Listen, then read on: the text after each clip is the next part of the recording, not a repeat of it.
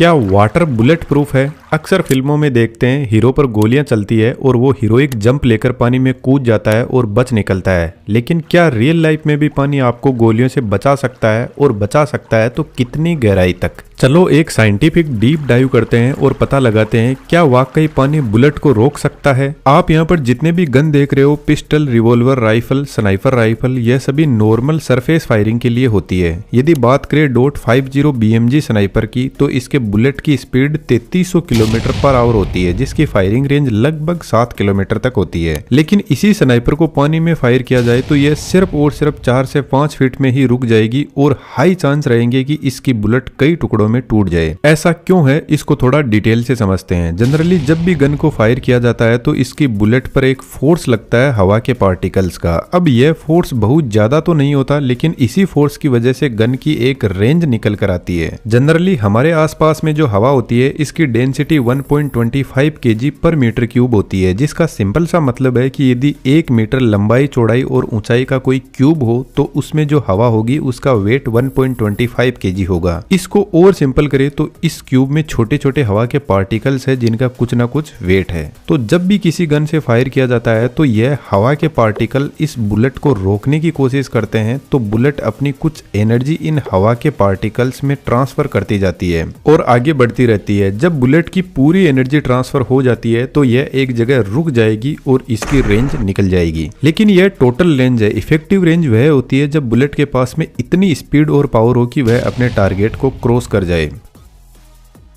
अब चलते हैं पानी पर। यदि 1 मीटर लंबाई, चौड़ाई, ऊंचाई वाला क्यूब फिर से ले और इसमें पानी को भरा जाए तो पानी की डेंसिटी होगी 1000 kg पर मीटर क्यूब, जिसका सिंपल सा मतलब है इस क्यूब में 1000 kg पानी आ सकता है। जिसका दूसरा सिंपल सा मतलब यह भी है कि पानी की डेंसिटी हवा से 800 गुना ज्यादा है। तो जब भी 9mm पिस्टल से गन को फायर किया जाता है तो इससे बुलेट निकलती है 1260 किलोमीटर पर आवर की स्पीड से, और पानी की हाई डेंसिटी होने की वजह से यह बुलेट सिर्फ 2 से 3 फीट अंदर ही रोक देगा। इसके बाद बुलेट की स्पीड धीरे हो जाएगी और यह कहीं अंदर जाकर पानी में डूब जाएगी।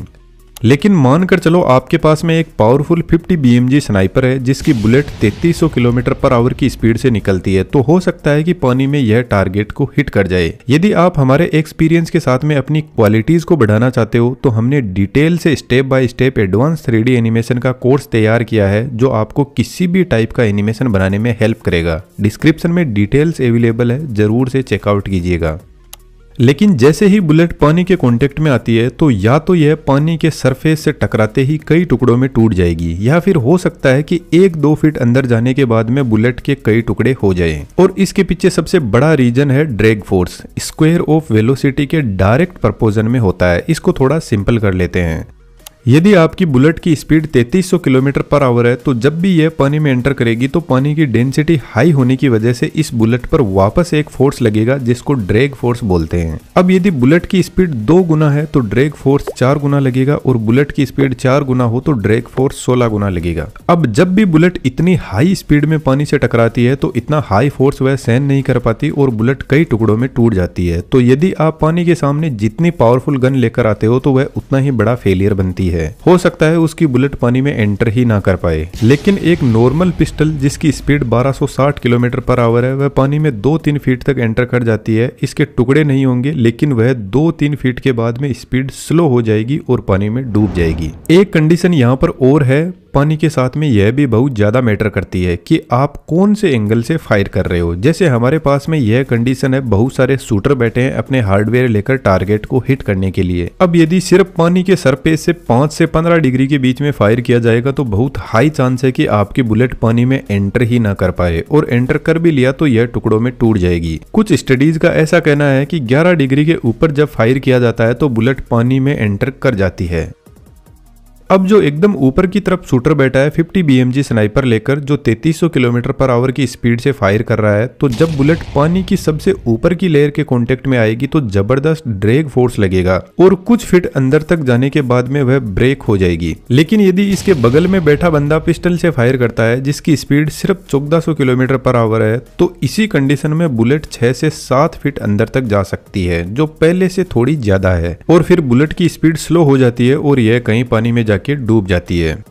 अब मान लो हमारा टारगेट जस्ट पानी में एंटर हुआ है और वह पानी में सिर्फ आधा फीट नीचे है, और यदि आपके पास में पिस्टल है तो आप उस पर टारगेट लगा सकते हो, लेकिन फिर भी बहुत कम चांस है कि आपकी बुलेट टारगेट को हिट करे। और यहाँ पर आता है सबसे बड़ा सेकंड नंबर का रीजन। जनरली जब भी गन हवा में फायर की जाती है तो बुलेट के पीछे एक जबरदस्त एक्सप्लोजन होता है जिससे बुलेट को आगे की तरफ फोर्स लगता है, लेकिन गन की जो बैरल होती है इसका मैकेनिज्म कुछ इस टाइप का होता है कि जब बुलेट बैरल को छोड़कर बाहर निकलती है तो वह हाई स्पीड में रोटेट करने लग जाती है और अपने टारगेट की तरफ बढ़ती है। अब मानकर चलो आपने बुलेट को फायर किया है और बहुत तेज आंधी चल रही है, तो हो सकता है कि थोड़ा बहुत बुलेट अपने टारगेट को मिस कर जाए, क्योंकि जो भी एक्सटर्नल फोर्सेज है वह इस बुलेट पर लगेंगे, लेकिन यहाँ पर बुलेट का रोटेशन बहुत काम आता है। एक्चुअल में यह जो बुलेट रोटेट कर रही है इसको जायरोस्कोपिक इफेक्ट बोलते हैं। तो जब बुलेट हाई स्पीड में रोटेट करती है तो इसका एंगुलर मोमेंटम बहुत ज्यादा होता है, जिसकी वजह से इसके पास में एक इनविजिबल फोर्स अवेलेबल होता है जो बुलेट पर लग रहा कोई भी एक्सटर्नल फोर्स है उसको कैंसिल आउट करने का कोशिश करता है।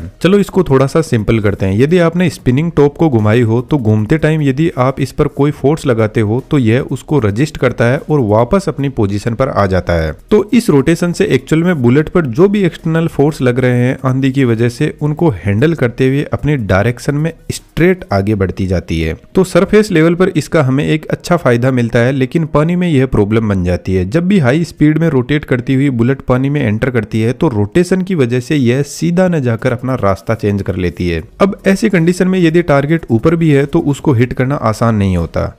एक कंडीशन और लेकर चलते हैं। मान के चलो यदि आप खुद ही पानी में एंटर कर जाते हो गन को लेकर और आपका टारगेट भी पानी में है तो फिर क्या होगा। इस कंडीशन में सिंपल सी बात है, गन की जो बैरल है उसमें भी पानी चला जाएगा, लेकिन फिर भी गन फायर कर सकती है। तो जब भी फायर किया जाएगा तो बैरल के अंदर जो पानी है वह बुलेट को स्ट्रॉन्ग ड्रैग फोर्स प्रोवाइड करवाएगा और मुश्किल से बुलेट गन से निकलने के बाद 1 फीट दूर जा पाएगी। और यहाँ पर हो सकता है कि यदि पानी का ड्रैग फोर्स ज्यादा हुआ तो बैरल फट भी सकती है, क्योंकि बुलेट के पीछे का एक्सप्लोजन इसको आगे की तरफ फोर्स लगा रहा है और पानी इसको आगे बढ़ने नहीं दे रहा, तो बैरल फटने के हाई चांस रहते हैं।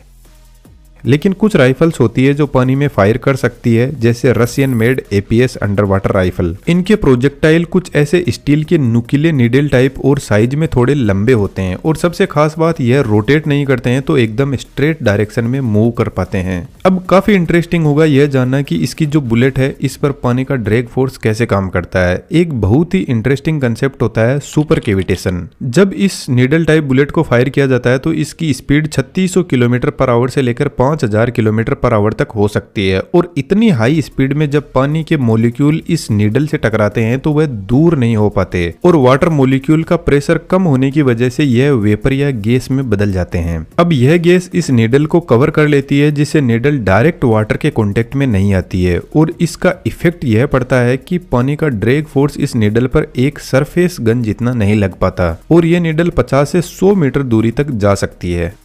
अब हो सकता है कुछ लोगों के दिमाग में यह क्वेश्चन आया होगा कि स्पीड तो सरफेस बुलेट की भी बहुत होती है, तो फिर वह सुपर कैविटेशन स्टेज में क्यों नहीं पहुंच पाती। इसके पीछे सबसे बड़ा रीजन है इनकी डिजाइन। जो नॉर्मल सरफेस गन के बुलेट होते हैं उनको एरोडायनामिक बनाया जाता है ताकि यह हवा में ज्यादा दूरी तक जा सके, लेकिन इसका जो सरफेस एरिया होता है वह इस नीडल से ज्यादा होता है, और इतने सरफेस एरिया की वजह से जैसे ही यह पानी में एंटर करती है तो इस पर ड्रैग फोर्स ज्यादा लगता है। लेकिन नीडल के केस में इस पर ड्रैग फोर्स कम लगेगा, जिससे यह अपनी स्पीड को थोड़ी लॉन्ग दूरी तक मेंटेन कर पाती है, जिससे वेपर बनना स्टार्ट हो जाएगा। सुपर कैविटेशन उस कंडीशन में काम करता है जब बुलेट की इतनी ज्यादा हाई स्पीड हो कि उसके सामने का पानी वेपर में बदलने लग जाए, और पानी में स्पीड कायम तभी रह सकती है जब उसका सरफेस एरिया कम हो। तो यह जो एक कैविटेशन थ्रेशोल्ड यहाँ पे बना हुआ है उसको सरफेस बुलेट क्रॉस नहीं कर पाती है। तो फाइनली सरफेस गन को पानी में फायर करने का कोई खास मतलब निकलता नहीं है। आप भी हमारे एक्सपीरियंस के साथ में ऐसा बेहतरीन एनिमेशन सीख सकते हो। डिस्क्रिप्शन में डिटेल्स अवेलेबल है। आप चैनल को सब्सक्राइब करके और भी ऐसे बेहतरीन वीडियो देख सकते हो।